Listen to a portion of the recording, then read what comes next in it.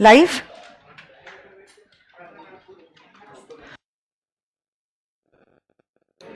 देख लो फिर।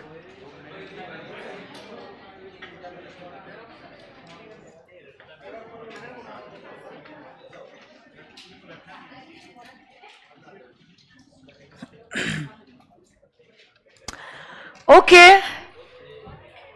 So very good evening to every one of you all. आज हमारे रिवीजन का तीसरा सेशन है और इसके पहले आप जानते हो सबसे पहले सेशन में हमने कॉन्ट्रैक्ट एक्ट को कंपनीज एक्ट को रिवाइज किया था। सेकेंड सेशन में हमने कॉन्ट्रैक्ट एक्ट की शुरुआत की थी जिसमें हमने इंडियन कॉन्ट्रैक्ट एक्ट का यूनिट 1 और 2 रिवाइज किया था। अब हम बढ़ेंगे आगे and this is one of the most important units of the contract act, unit number 3, और काफी वाइड भी है, जैसे consideration, breach, contingent and quasi contract, छोटे छोटे यूनिट्स है। बट परफॉर्मेंस और ये वाला जो यूनिट है essentials of a valid contract, unit 3, a little lengthy units. इसे वन शॉट में हम इसको अलग से ही करने वाले हैं आज के दिन, और कुछ नहीं, बस सिर्फ और सिर्फ इस यूनिट को हम अच्छे से डिटेल में करने वाले हैं revise. Okay, so let's check it out guys. आ जाइए। You all know how it works. It's a revision and this revision is for you, it is not for me. So you need to reply to the questions that I am asking to you all. जितना आता है उतना जवाब देने की कोशिश कीजिए। हाँ बेटा, hi bye, thank you so much, और कुछ बेटा लाइव देखो ना मुझे, मतलब फेस टू फेस। नोट्स जो है वो डिस्क्रिप्शन में अवेलेबल है। एंड अगर कुछ आपको नहीं याद आ रहा है, कुछ आपने गलत बोल दिया है, कुछ आपका आधा अधूरा याद आ रहा है, please mark that point there and there itself, ताकि ये सेशन के बाद एग्जैक्टली आपको पता है कि आपकी स्ट्रेंथ क्या है और आपकी क्या वीकनेसेस है। Let's check it out. सबसे पहली बात तो, कोई भी कॉन्ट्रैक्ट वैलिड होने के लिए, आर यू लिसनिंग? चैट में मैं चाहती हूं everyone, if you are ready please give a thumbs up and let's start with the revision process. चलो जल्दी जल्दी करते हैं, fast fast and not slow slow. Description में नोट्स नहीं है मैम, बोलो अनुराग को। ओके, है या नहीं है? बोल दो उसको, जल्दी से बोलो उसको। Okay, thank you Kavya. कोई भी कॉन्ट्रैक्ट वैलिड होने के लिए should the parties have the capacity to enter into a contract? ये दूसरी बार तो कर रहा है, म्यूट पे जाना नोट्स के लिए।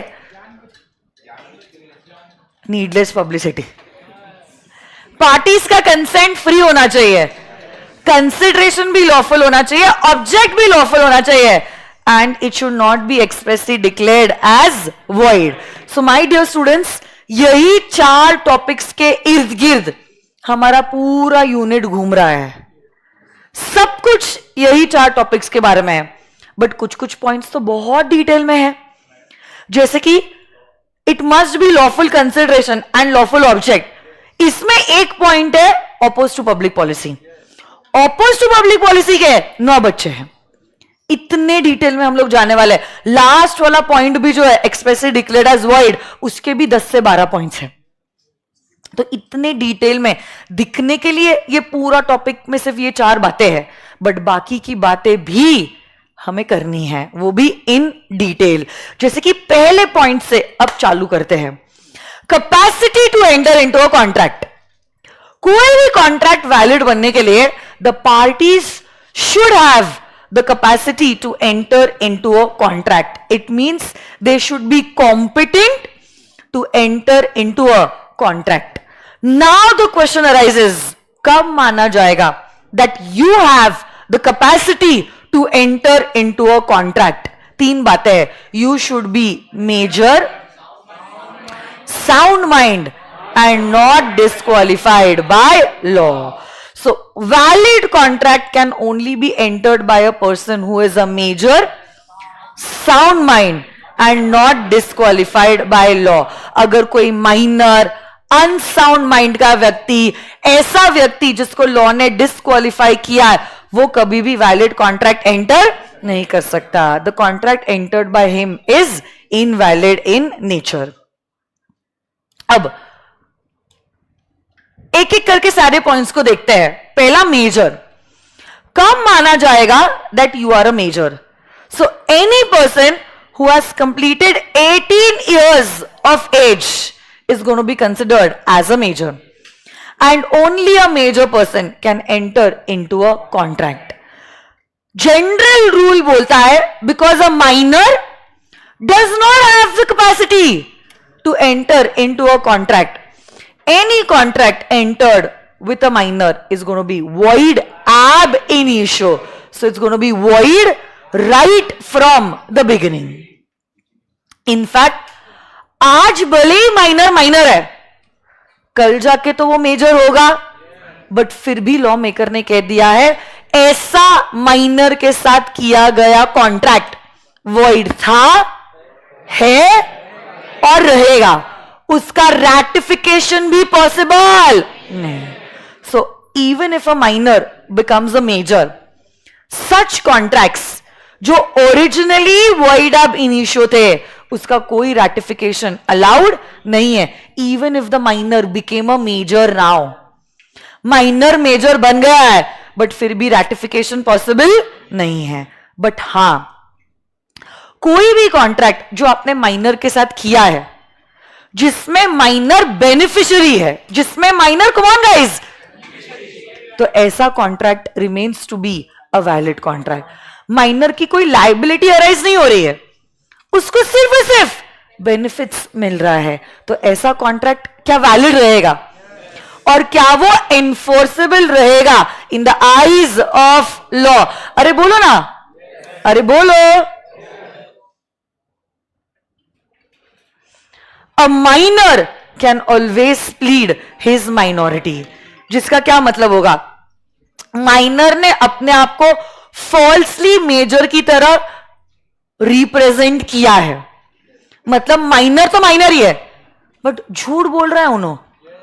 वो बोल रहा है कि वो मेजर है, बट फिर भी वो अपनी माइनॉरिटी प्लीड कर सकता है.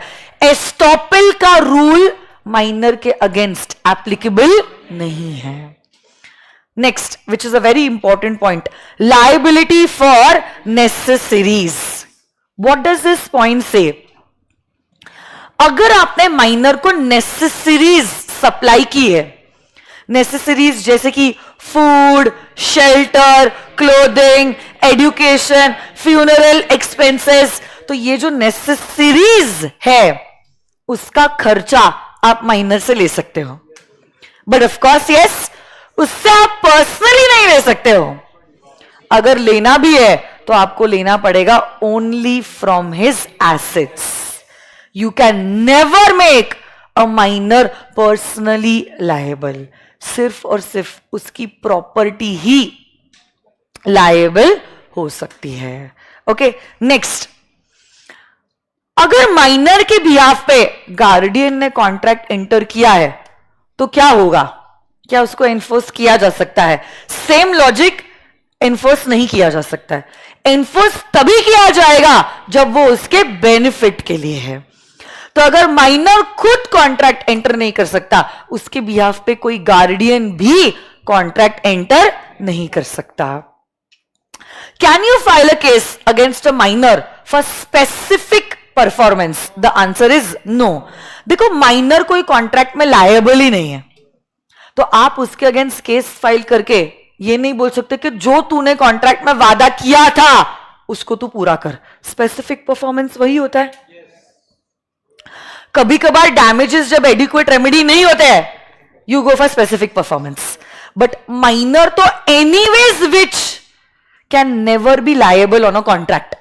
तो इसलिए आप स्पेसिफिक परफॉर्मेंस का केस भी माइनर के अगेंस्ट नहीं बना सकते हैं. बना सकते हैं या नहीं? Can a minor be declared insolvent? Yes or no? I want virtual kids to answer yes or no. Can a minor be declared as insolvent? Very good, Akash. The answer is no. Why no? इसकी तो कोई liability नहीं है, इसकी तो बस assets ही asset है, तो ये बंदा कभी भी insolvent declare 10 बार से ज्यादा हो चुका है ये. बताओ, can you create a partnership with a minor? But can you admit a minor in an existing partnership firm for your benefits? Yes. Can a minor be appointed as an agent? Yes. But कल जाके अगर उसने अपने authority से ज्यादा कुछ काम कर लिया तो आप उसको liable treat नहीं कर सकते. तो कल जाके अगर आपने माइनर को बोला कि मेरी घड़ी बेच, क्या उसने घड़ी बेच दी, क्या ये कॉन्ट्रैक्ट वैलिड और एनफोर्सेबल है? Yes, because he can be appointed as an agent. But मैंने उसको बोला ये घड़ी ना 5,000 से नीचे मत बेचना, वो 4,000 में बेच के आया, क्या मैं उससे 1,000 रुपए रिकवर कर पाऊंगी? मैं उससे 1,000 रुपए रिकवर नहीं कर पाऊंगी. So an infant if he is not capable of binding, मतलब अगर माइनर खुद कॉन्ट्रैक्ट में लायबल नहीं होता है, he cannot also make his parents or guardian liable. Even for the necessaries you cannot make your parents or guardian liable. हाँ, parent ने आपको भेजा है तो फिर आप एजेंट की तरह एक्ट कर रहे हो, तो फिर आप बोल सकते हो कि इसका पैसा मम्मी पापा से या गार्डियन से ले लेना. बट खुद से अगर आप गए हो और कुछ शॉपिंग करके आए हो और बोला है मम्मी पापा से पैसे ले लेना, लीगली उनकी कोई भी रिस्पॉन्सिबिलिटी नहीं है. बट अगर कोई ज्वाइंट कॉन्ट्रैक्ट एंटर किया गया है, मेजर माइनर, माइनर ने अकेले नहीं, ज्वाइंटली विद अ मेजर किसी थर्ड पार्टी के साथ कॉन्ट्रैक्ट एंटर किया है, such a contract is valid and enforceable in the eyes of law. तो मैंने एग्जाम्पल दिया था प्रोमिसरी नोट का. एक मेजर है और एक माइनर है, दोनों ने मिलकर प्रॉमिस दिया है किसी थर्ड पार्टी को कि हम 3 महीने बाद आपको 10,000 रुपए देंगे. 3 महीने बाद क्या मैं ये प्रॉमिसरी नोट को एनफोर्स कर सकती हूं? यस. क्या ये प्रॉमिसरी नोट वैलिड है? यस. क्योंकि अकेला माइनर प्रॉमिस नहीं दे रहा है, माइनर के साथ मेजर भी प्रॉमिस दे रहा है. Next point, surety for a minor. कोई माइनर के बिहाफ पे क्या आप गारंटी ले सकते हो? The answer to this question is yes. Surety मतलब गारंटर. श्योरिटी मतलब क्या? तो you can act as a guarantor on behalf of a minor, उसमें कोई भी दिक्कत नहीं है. क्या माइनर शेयर होल्डर बन सकता है? देखो, एप्लीकेशन अलॉटमेंट मेथड से नहीं बन सकता है, माइनर के साथ कंपनी भी इनकॉर्पोरेट नहीं की जा सकती है. बट अगर shares fully paid up shares है, माइनर के फेवर में शेयर्स ट्रांसफर किए जा सकते हैं. लायबिलिटी फॉर टॉर्ट, कल जाके माइनर ने कुछ टॉर्ट मतलब सिविल रॉन्ग अगर कर लिया, क्या वो खुद लायबल रहेगा for the civil wrong that he has done? The answer is yes. So a tort is a civil wrong and a minor can be held liable for a civil wrong that he has done. तो ये वो सारे points है which is relating to a minor. बेटा ध्यान दो, तो concentrate on the revision. अच्छे से बैठो, आप भी अच्छे से बैठो, इधर देखो स्क्रीन के पास. हाँ, person of unsound mind.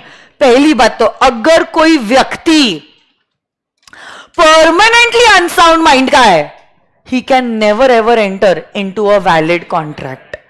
But अगर कोई व्यक्ति जिसका mind temporary sound, temporary unsound mind का रहता है, वो तभी कॉन्ट्रैक्ट एंटर कर सकता है जब उसका माइंड साउंड है. वो तब कॉन्ट्रैक्ट एंटर नहीं कर सकता है जब उसका माइंड अनसाउंड है. अगर अनसाउंड पीरियड के वक्त उससे कॉन्ट्रैक्ट एंटर कर लिया तो माना जाएगा आपका कॉन्ट्रैक्ट इनवैलिड है. और इसी में कैपेसिटी में लास्ट पॉइंट आता है, there are certain people who have been specifically disqualified by law and are not qualified to enter into a contract, जैसे कि a foreign sovereign, ambassadors, a convict, insolvent person, they have been specifically disqualified from entering into a contract. ये लोग contract enter नहीं कर सकते. तो पहला हिस्सा out of the 4 parts is done. तो अदर एसेंशियल में आता है capacity to enter into a contract. दूसरा वाला other essential is free consent. क्या है बोलो तो? सो 2 or more persons are said to have given consent when they agree upon the same thing in the same sense at the same time. Very good. क्या बात है, उसको कहते हैं कंसेंसस एड इडियम. दीपिका का एग्जाम्पल याद कीजिए. बट अब सुनो, कंसेंट तो मिलना चाहिए बट कंसेंट फ्री भी होना चाहिए. Consent is not free when it is caused by coercion, undue influence, fraud, misrepresentation और mistake. अब एक एक करके 5 भी पॉइंट्स को हम डिटेल में देखने वाले हैं. सबसे पहला पॉइंट है कोअर्शन. कोअर्शन को डिफाइन करते हैं. Okay, when you are committing or threatening to commit any act which is forbidden by the Indian Penal Code, or detaining or threatening to detain the property of some other person, तो माना जाएगा आपने coercion को किया है exercise. Virtual kids, come on, please be more active in the chat box. जल्दी जल्दी आप रिप्लाई कीजिए and tell your friends that I am live. आज का सेशन 7 बजे नहीं 6:15 बजे ही चालू हो गया. अगर बाकी के लोग अवेयर नहीं है, please do share the video and let them know that today session started already at 6:15. Okay, आज का टाइम थोड़ा सा प्रीपोन हुआ था फॉर सम रीजंस. ओके, आ जाइए, अदरवाइज तो आप जानते हो 7 बजे ही हमारे रिविजन सेशंस चालू होते हैं. तो अब कोअर्शन का इफेक्ट क्या होगा? कोई भी कॉन्ट्रैक्ट अगर कोअर्शन से एंटर किया गया है, the contract is voidable at the option of the aggrieved party. तो वो अगर चाहे तो कॉन्ट्रैक्ट को रिसाइंड करके void बना सकता है. बट अगर आपने रिसाइंड करके void बना दिया, जो भी बेनिफिट आपको मिला है वो बेनिफिट आपको रिटर्न करना पड़ेगा. You will have to restore the benefits to the other party from whom you received it.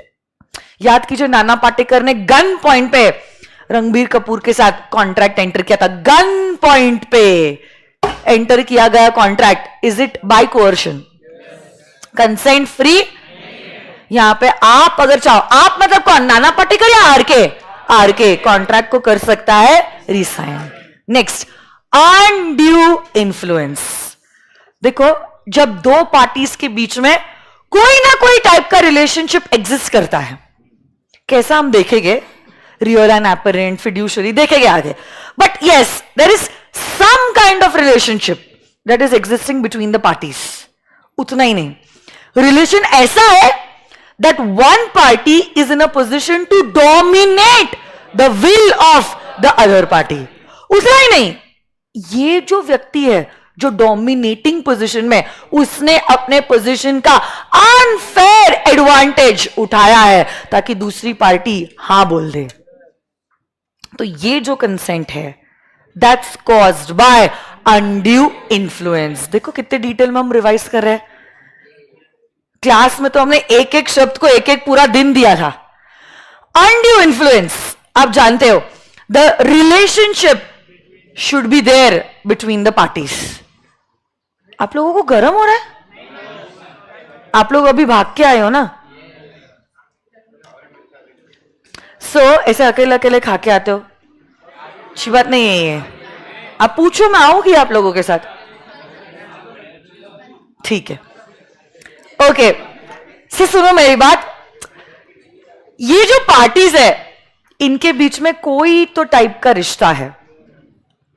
अब कैसा कैसा रिश्ता हम देख ही लेते हैं। चलो, एक तो हो सकता है real and apparent. Real and apparent मतलब देखते से समझ जाता है that one party is in a position to dominate the will of the other, जैसे कि master and servant, employer and employee, doctor and patient। या तो फिर रिलेशनशिप हो सकता है फिड्यूशरी। फिड्यूशरी मतलब a relationship of trust and confidence, lawyer और उसका क्लाइंट। या तो देयर इज मेंटल डिस्ट्रेस, बूढ़े कमजोर पिताजी और उनका यंगेस्ट सन, क्योंकि बूढ़े कमजोर पिताजी फिजिकली वीक है, मेंटली वीक है, और आपने इस पोजीशन का गैर फायदा उठाया है और पापा को मजबूर किया है कॉन्ट्रैक्ट एंटर करने के लिए, अनड्यू इन्फ्लुएंस। या तो फिर my dear students, अनकॉन्शियसनेबल bargains.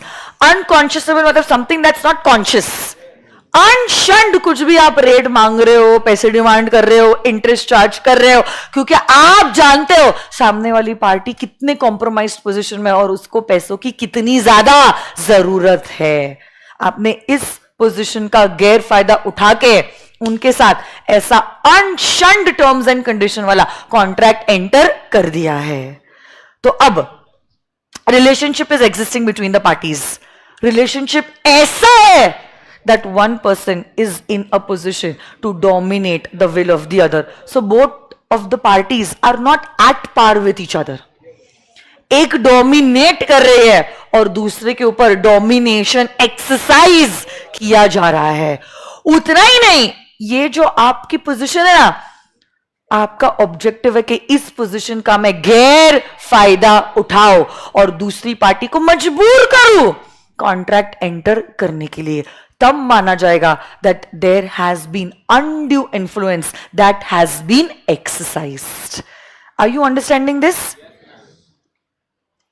So the burden of proving the absence of dominant position to obtain an unfair advantage will lie on the party who is in a position to dominate the will of the other party.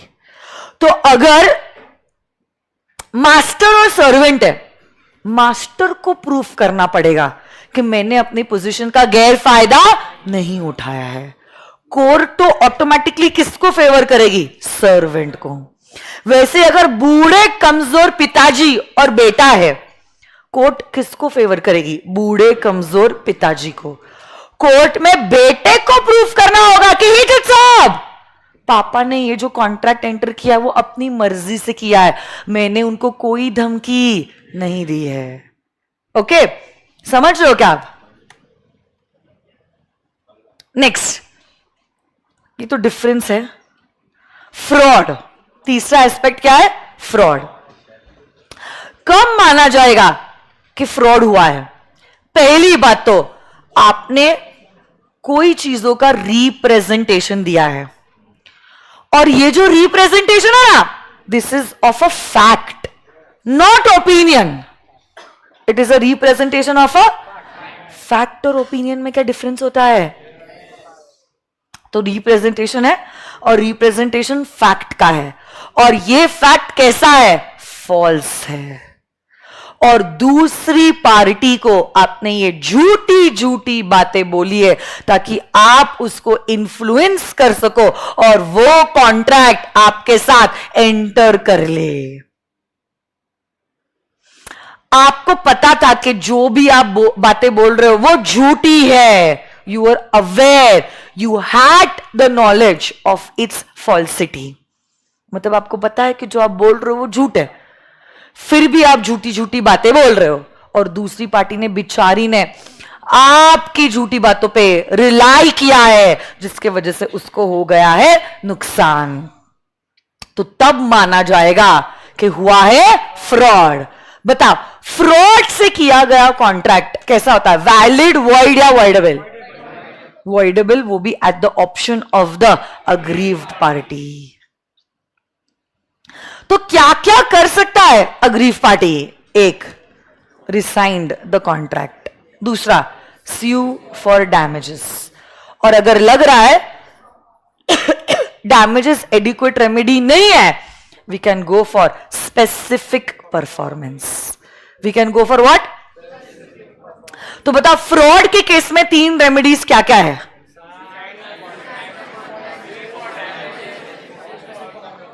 वापस से बोलो, नाश्ता करके नहीं आए हो क्या? Resign the contract और गो फॉर स्पेसिफिक परफॉर्मेंस. क्या तुम्हें याद है? याद है या नहीं? Silence does not amount to fraud. Silence, but yes, when it is your duty to speak and you remain silent, then this silence will amount to fraud. Okay? ये आप लोगों को नहीं है, ये सिलेबस में से हटाया गया है. And where your silence is equivalent to speech, तब भी आपका silence will amount to fraud. तो यही सारी बातें थी फ्रॉड की. अब बढ़ते हैं आगे, and that is misrepresentation. Misrepresentation में भी आपने कुछ फैक्ट्स दिए. ये फैक्ट्स फॉल्स है, but you believe it to be true. मतलब आपको लगा जो भी आप कुछ बोल रहे हो वो सच है, बट जबकि ये स्टेटमेंट सच नहीं थे, ये स्टेटमेंट्स झूठे हैं. बट सच समझ के बोला है या झूठ समझ के बोला है? बोला तो झूठ ही है ना. तो इसलिए फ्रॉड में भी और मिस रिप्रेजेंटेशन में भी, दोनों में भी the contract is voidable at the option of the aggrieved party. यहां पे आपका इंटेंशन दूसरी पार्टी को डिसीव करने का नहीं था. यहां पे आपके इंटेंशंस क्लियर थे, इनोसेंट थे. आपको खुद को नहीं पता था क्या जो आप बोल रहे हो वो झूठ है. आपने तो सच समझ के इसको बोला था. अरे हाँ या ना? So what is the legal effect if a contract is entered without free consent? तो कोई भी कॉन्ट्रैक्ट में अगर consent is caused by coercion, fraud, misrepresentation, undue influence, so contract is voidable at the option of the aggrieved party. हाँ या ना? But of course yes, इसमें एक exception है. If you had the means of discovering the truth with ordinary diligence, common sense, फिर हेरा फेरी, अनुराधा, अक्षय कुमार 1 करोड़ को 2 करोड़ 21 दिन में करके देंगे. कॉमन सेंस लगाओ, क्या ये पॉसिबल है? नहीं पॉसिबल है.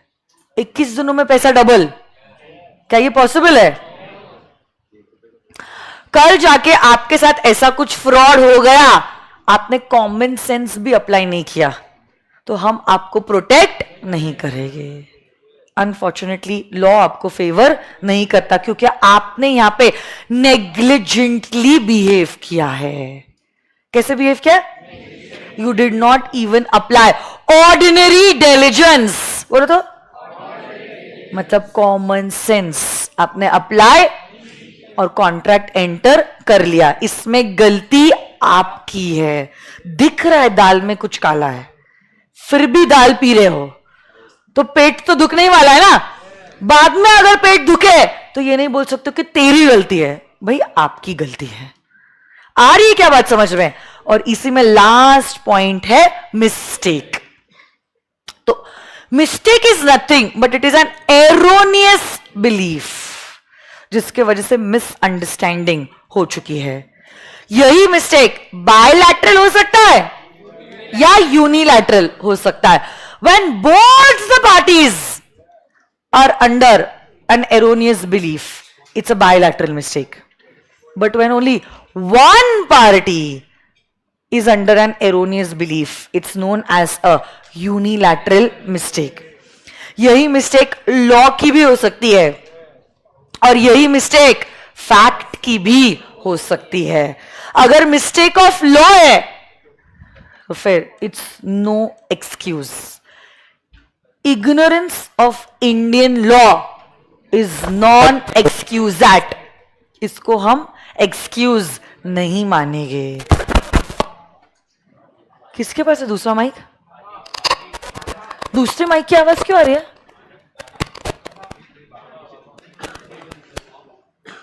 बट मिस्टेक ऑफ फैक्ट के केस में हम अग्रीमेंट को कंसिडर करेंगे as void ab initio. Okay, तो ये था दूसरा पहलू कि कोई भी कॉन्ट्रैक्ट वैलिड होने के लिए कंसेंट फ्री होना जरूरी है. पहला पॉइंट क्या था? Capacity to enter into a contract. क्या था पहला पॉइंट? किन में कैपेसिटी कॉन्ट्रैक्ट एंटर करने की? बोलो. मेजर. और कंसेंट क्या फ्री होना जरूरी है? कंसेंट फ्री नहीं होता है if it is caused by, come on guys, coercion, undue influence, fraud, misrepresentation and mistake. सबको रिप्लाई करना है. जो रिप्लाई नहीं करेगा वो फेल होएगा. देख लो आप, including virtual kids. Come on guys, reply.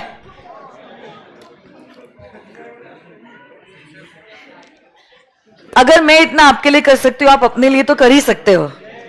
करना या नहीं करना अपने लिए? ये आपकी लाइफ का इन्वेस्टमेंट है.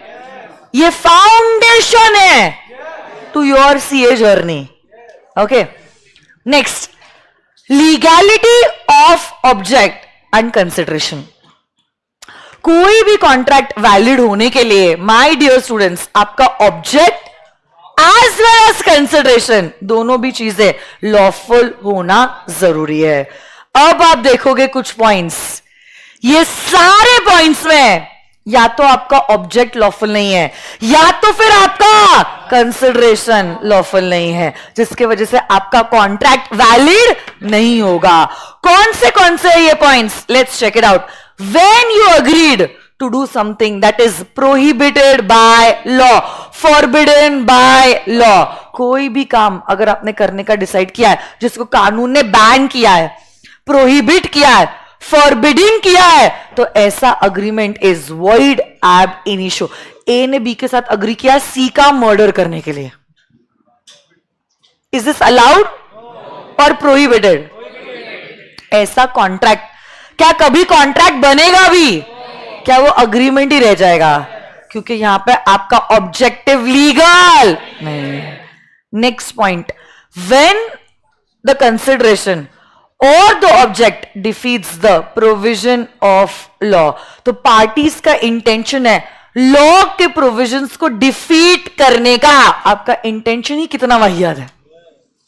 Unfortunately, my dear students, the court will not enforce such type of contract. आपने लैपटॉप खरीदा है, जीएसटी दिए बिगर. Are you trying to defeat the provisions of the GST Act? हम ऐसा करने आपको देंगे नहीं. नेक्स्ट, ऐसा अग्रीमेंट आप एंटर कर रहे हो जो फ्रॉड्यूलेंट है इन नेचर. तो ऐसा अग्रीमेंट जिससे आप फ्रॉड कर रहे हो, आपको लगता है कानून इसको प्रमोट करेगा? कानून उसको बिल्कुल प्रमोट नहीं करेगा. और ऐसे अग्रीमेंट को हम कंसिडर करेंगे as void ab initio. Next, when the consideration involves injury to the person or the property of another person. या तो किसी इंसान को चोट पहुंचा रहा है या तो उसकी प्रॉपर्टी को. जैसे मेरी कॉपीराइटेड बुक्स, जो मेरी इंटेलेक्चुअल प्रॉपर्टी है, उसको आप कॉपी कर रहे हो, पेस्ट कर रहे हो और बेच रहे हो. Are you doing an act which is injuring my property? ऐसे कॉन्ट्रैक्ट्स कभी भी वैलिड और इन्फोर्सेबल नहीं होते. या आपने किसी के साथ अग्रीमेंट किया है और उस व्यक्ति को आपका स्लेव, गुलाम बना दिया है, तो फिर ऐसा वैलिड नहीं है. It's inhuman. ऐसे कॉन्ट्रैक्ट्स आप कभी एंटर नहीं कर सकते. नेक्स्ट, ये तो आपका फेवरेट है, ऐसा कंसिडरेशन है जिसको कोर्ट ने माना है इमोरल. पति पत्नी और वो ने पत्नी को पैसे दिए थे अपने पति से तलाक लेने के लिए. पत्नी ने पैसे भी ले लिए और तलाक भी नहीं दिया. क्या वो पत्नी के अगेंस्ट केस फाइल कर सकता है? ऐसा केस मेंटेनेबल नहीं है, क्योंकि कोर्ट ने इस कंसिडरेशन को माना है एज इमोरल. क्या माना है? ओके, ये एग्जाम्पल्स भूलोगे नहीं कभी. देखो, very very very very very important. Consideration is oppose to public policy. यहां पे भी आपका कॉन्ट्रैक्ट वैलिड नहीं होता है क्योंकि consideration is oppose to public policy. कब कब कंसिडरेशन पब्लिक पॉलिसी को ऑपोज्ड है? सबसे पहली बात तो ट्रेडिंग विथ एनिमी। आप ऐसे व्यक्ति के साथ कॉन्ट्रैक्ट एंटर कर रहे हो जिसके साथ इंडिया इज एट वॉर, मतलब आपका self interest is more as compare to nation का इंटरेस्ट। असं कसं नाही चालणार। ऐसा कॉन्ट्रैक्ट कभी भी वैलिड नहीं हो सकता। Oppose to public policy. Oppose to what? Come on guys, public policy. Very good. Akash, Rohit, Bhagwat, Harsh, क्या बात है। इट्स मी गाइस, वाह। Okay, next, stifling prosecution. क्या तुम्हें याद है? हमने क्लास में क्या था? Stifling prosecution and interference in the course of justice. क्या तुम्हें याद है? आप प्रेस्टीज से घर जा रहे थे, दो लोग बाइक पे आए, एक ने मर्डर किया, जिसने मर्डर किया उसने देखा कि आपने देखा। क्या तुम्हें याद है?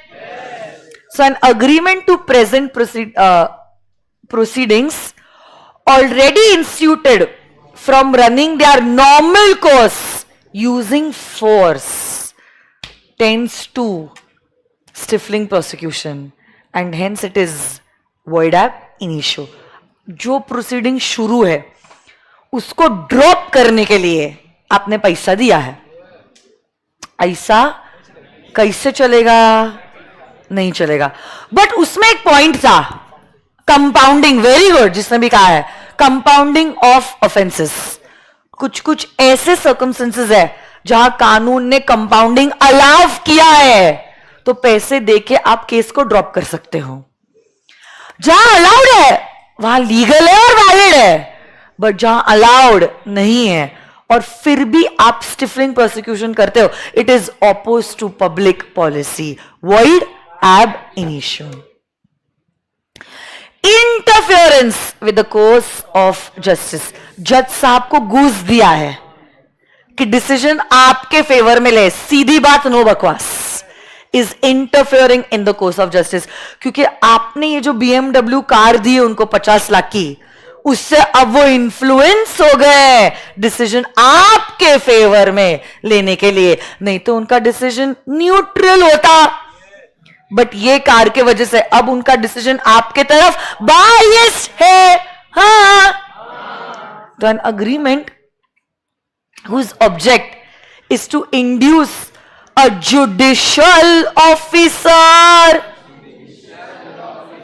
To act partially. पार्शली मतलब समझता ना, बायस होना, पार्शल होना, और to act in a corrupt way, घूस देना, corruption, is void and opposed to public policy। Maintenance and champerty. So champerty जिसमें आप पैसे मांग रहे हो, इसलिए शामपट्टी, ठीक है। बट बोलते वक्त आप बोलोगे मेंटेनेंस एंड शामपट्टी। मेंटेनेंस में आप एक ऐसा अग्रीमेंट बना रहे हो जहां पे आप दूसरे पर्सन को बोल रहे हो मैं तुझे मदद करूंगा केस मेंटेन करने के लिए, but I have no interest in whatever you will get after winning the case. But champerty is just opposite of maintenance. यहां पे आप असिस्ट तो कर रहे हो, but in exchange that you want some portion of the proceeds of the action. अब देखो, जब तक केस बोनाफाइड है, जब तक case, maintenance and champerty both are valid. But अगर आपका केस मैलाफाइड है, maintenance and champerty are oppose to public policy and void ab initio. तो आपका मोटिव मैलिशियस नहीं होना चाहिए। Next, trafficking relating to public offices and titles. आपने trafficking खरीदी है कोई टाइटल या खरीदी है कोई पोजीशन, तो बेस्ट सूटेबल क्वालिफाइड कैंडिडेट को वो जगह ना मिलते हुए आपको ये जगह मिल गई। खरीदा है आपने, ट्रैफिक किया है, ट्रेड किया है उस पब्लिक ऑफिस में। It's oppose to public policy. Padma Vibhushan के लिए पैसा दिया है, वो अवार्ड खरीदा है, अर्न नहीं किया है। ट्रैफिकिंग इन पब्लिक टाइटल्स ऐसा अलाउड नहीं है। कोई भी अग्रीमेंट जिसके वजह से मोनोपोली क्रिएट हो रही है, वो मैंने एग्जांपल दिया था, वेस्ट बंगाल में 2 ही ऑक्सीजन सिलेंडर बेचने वाली कंपनीज है, दोनों मर्ज हो गई और रेट को अनशंड बढ़ा दिया और पब्लिक को लूटा, वो भी कोरोना के टाइम पे। ऐसा agreement to establish a monopoly is opposed to public policy and hence it is void ab initio. Next and last point, marriage brokerage agreement. आपने अग्री किया है to negotiate marriage for a reward. It's known as a marriage brokerage agreement and such agreement is opposed to public policy and void ab initio. हाँ, interest against obligation. जो काम करना आपकी legal जिम्मेदारी है उसी काम के लिए आप पैसे मांग रहे हो, तो ऐसा अग्रीमेंट भी वॉइड एब इनिशियो है. बस लास्ट 10 मिनट्स हो गया, मैक्स 50 मिनट्स. चलो चलो, sit straight like good children, virtual kids. हो रहा है, come on guys, you can do it. Yes, आ जाइए.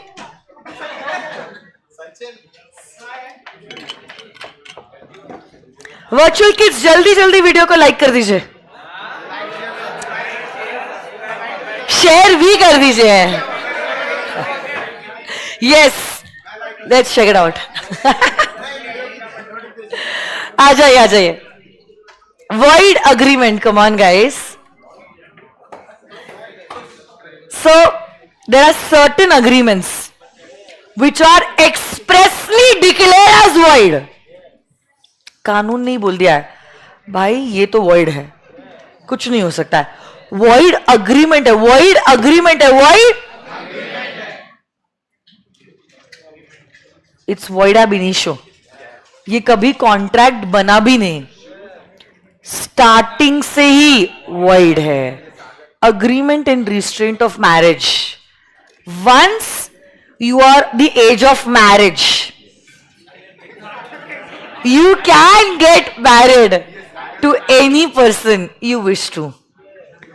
agreement के द्वारा अगर मैंने किसी को रोका है कि तू शादी मत कर, मैं तुझे 50 लाख रुपए दूंगी, वो 50 लाख रुपए भी ले सकता है और शादी भी कर सकता है, क्योंकि ये agreement is void ab initio. हाँ, बट अगर आपने माइनर को शादी करने से रोका है तो agreement is valid. Other than minor is void. Other than minor is void. Minor के लिए valid. Next, agreement in restraint of trade.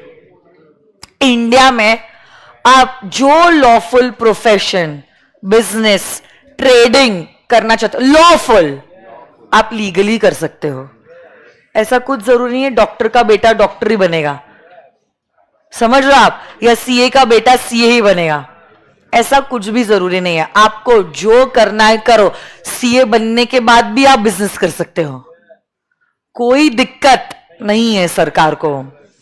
But कभी कभार आप कुछ कॉन्ट्रैक्ट के द्वारा कुछ लोगों को रोक सकते हो कुछ बिजनेस करने से, और ये जो आपने रोका है ना, ये वैलिड है. हाँ, ये इस जनरल रूल के है एक्सेप्शंस. कौन से exception? One is sale of goodwill. तो कभी भी कोई भी पर्सन जब अपनी गुडविल बेचता है, जिसने गुडविल खरीदी है वो बेचने वाले व्यक्ति को बोल सकता है इतने टाइम के लिए, इतने जगह के लिए सेम बिजनेस मत करो। ये रिस्ट्रिक्शंस रीजनेबल होना जरूरी है, ठीक है। चितले बंधु Bhakharwadi, reasonable time, reasonable place and same business, same business. अगर वो मिठाई वाला है वो ज्वेलरी का बिजनेस कर सकता है, ज्वेलरी वाला है कपड़ों का बिजनेस कर सकता है, कपड़े बेचने का धंधा है एक्सेसरीज बेच सकता है, कोई दिक्कत नहीं है।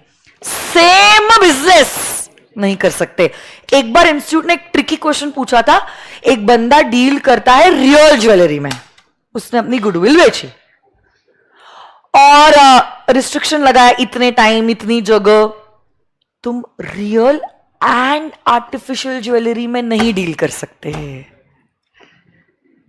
क्या ये बंदा आर्टिफिशियल ज्वेलरी में डील कर सकता है? हाँ, ऐसा रिस्ट्रिक्शन आप उस पे नहीं लगा सकते।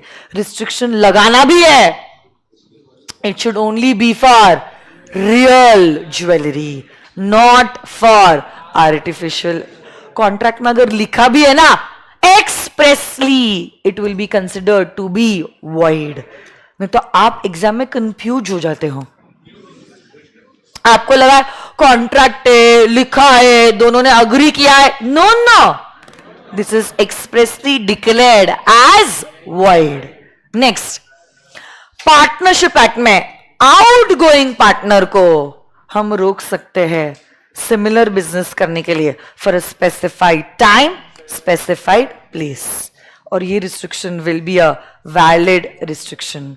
और तीसरा है अग्रीमेंट ऑफ सर्विस, जहां आप आपके एम्प्लॉय को रोक सकते हो कंपीटिंग बिजनेस चालू करने के लिए। सीनियर डॉक्टर, जूनियर डॉक्टर, क्या तुम्हें याद है जब तक जूनियर डॉक्टर सीनियर डॉक्टर के साथ काम कर रहा है, हमने बोला है आप अपना प्राइवेट क्लिनिक नहीं खोल सकते। ऐसा agreement of service is a valid contract. आपने रिस्ट्रिक्ट किया है बट फिर भी ये रिस्ट्रिक्शन वैलिड है, agreement of service.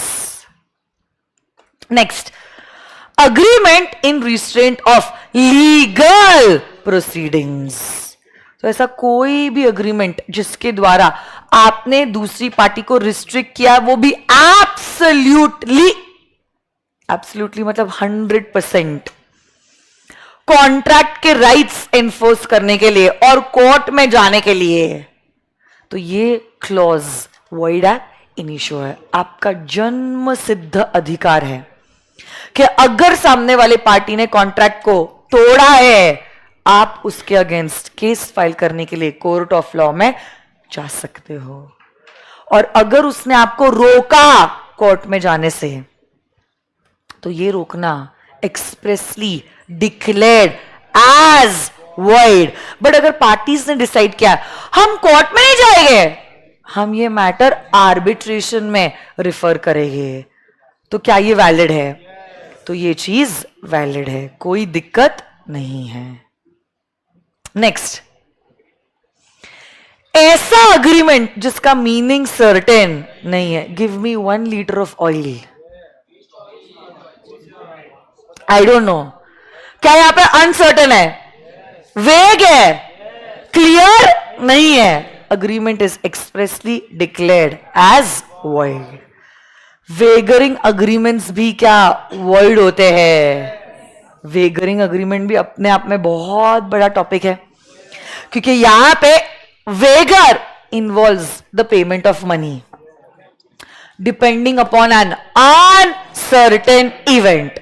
So you're promising to pay money or money's worth upon the happening or not happening of an future uncertain event. Parties have no interest in the event. उनको सिर्फ एक चीज में interest है, and that is the betting amount. And this whole game is win-lose mentality. एक के हार पे दूसरी पार्टी जीत रही है, इसलिए हमने कहा है wager is void ab initio. Maharashtra और गुजरात में तो it is illegal also, void तो है प्लस इलीगल भी है, आपको जेल भी भिजवाया जा सकता है अगर आपका वेगर पकड़ा गया। अब कुछ ट्रांजैक्शंस है जो वेगर जैसे ही है, और क्योंकि वो वेगर जैसा है हमने उसको वॉइड ab initio माना है। जैसे कि कोई lottery transaction, it's a game of chance, not a game of skill और नॉलेज, इसलिए उसको गैम्बल माना है और उसको वॉइड ab initio माना है। गवर्नमेंट भी अगर वो लॉटरी कंडक्ट करवा रहा है तो भी वो वेगर है, तो भी वो वॉइड ab initio है। ज्यादा से ज्यादा क्या होगा, इलीगल नहीं होगा, बट लॉटरी है ना, गेम ऑफ चांस ही है ना, void ab initio। Crossword puzzles और कंपटीशन, उसको भी हमने वेगर माना है क्योंकि वो इतने आसान है, literally everyone can solve it, और अल्टीमेट विनर लॉटरी से ही सिलेक्ट किया जाता है। इसलिए ऐसे क्रॉसवर्ड पजल्स और कंपटीशन को हमने वेगर माना है और उसको वॉइड ab initio माना है। स्पेक्युलेटिव ट्रांजैक्शन, इसके लिए हमने पूरे 45 मिनट्स डाले थे, जिसमें पार्टीज का इंटेंशन स्टार्टिंग से ही प्राइस को सेटल करना था। ऐसा speculative transaction is void ab initio, जहां पे स्टार्टिंग से ही आपका इंटेंशन प्राइस को सेटल करना था, is void ab initio। Horse race transaction, जहां पे वेगर का amount is less than 500, is gamble. तो मतलब कोई घोड़े पे बेट लगाना भी है 500 या उससे ज्यादा, 500 से कम is gamble, void ab initio। अब देखो कुछ ऐसे ट्रांजैक्शंस है जो वेगर जैसे रिजेंबल करते हैं बट वेगर है नहीं, उसके वजह से वो वॉइड नहीं है बल्कि वो है वैलिड। कौन से ये transaction? 1 chit fund, next share market पे किए गए transactions, next game of skill and athletic competition जैसे कि KBC.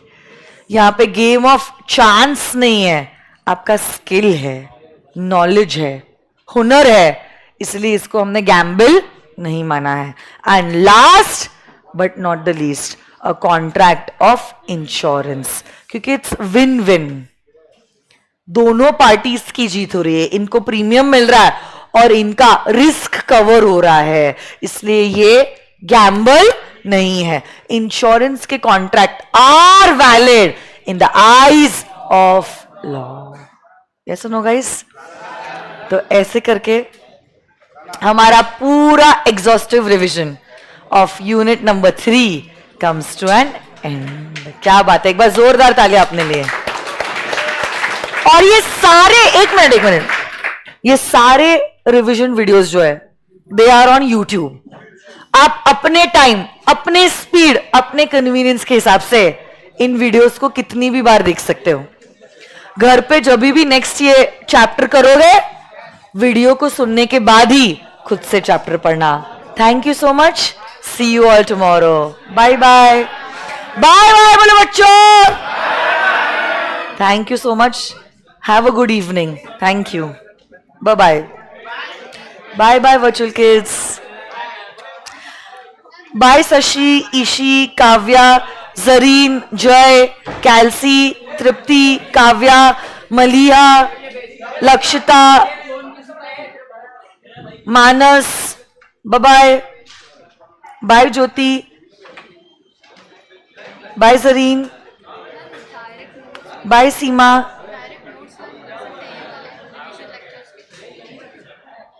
Bye Akash, bye Rohit, bye Mithalal, bye Vedant, bye RPJ, bye Bhagwat Sutar, bye bye, bye everyone. Bye Kamlesh, bye Rohit, bye Vinish, Tripti, Munja, Yogindra Rathore, Vanshika, Shreya, Shruti, Pathan, Nadeem, bye bye bye bye. अब बहुत सारे नाम हैं, मैं इतने रीड नहीं कर पाऊंगी। Naina, thank you, bye. Sushma, bye. God bless you all. Bye bye bye bye बेटा, बाय बाय।